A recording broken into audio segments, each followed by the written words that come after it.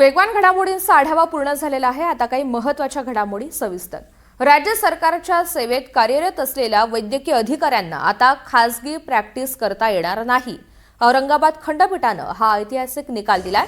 सरकारी डॉक्टर्स हे 24 तास सरकारचे सेवक आहेत, तेव्हा पूर्व परवानगी नसताना व्यवसाय करणं बेकायदा ठरणार आहे। 1972च्या जुन्या नियमानुसार सरकारी डॉक्टर्सना व्यवसायरोध भत्ता म्हणजे NPA नाकारून खासगी प्रॅक्टिस करायची मुभा होती। मात्र त्याचा आधार घेत अनेक जण स्वतःच्या किंवा नातेवाईकांच्या नावाने खासगी दवाखाने चालवत होते।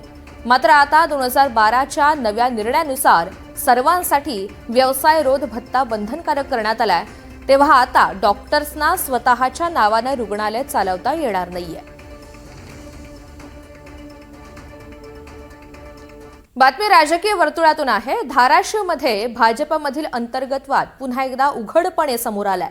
भाजपचे प्रदेश कार्यकारिणी सदस्य व्यंकटराव गुंड यांच्या वतीने एक कार्यक्रम आयोजित करण्यात आलेला होता। मात्र या कार्यक्रमातून भाजपचे आमदार राणा जगजितसिंह पाटील यांना उघड डावलण्यात आलंय। कार्यक्रमाच्या निमंत्रण पत्रिकेत त्यांचं नाव नव्हतं, तर व्यासपीठावरील बॅनरवर सुद्धा त्यांचा फोटो नव्हता। विशेष म्हणजे राणा जगजितसिंह पाटील यांचे राजकीय प्रतिस्पर्धी खासदार ओमराजे निंबाळकर यांना मात्र प्रमुख पाहुणे म्हणून आमंत्रित करण्यात आलं।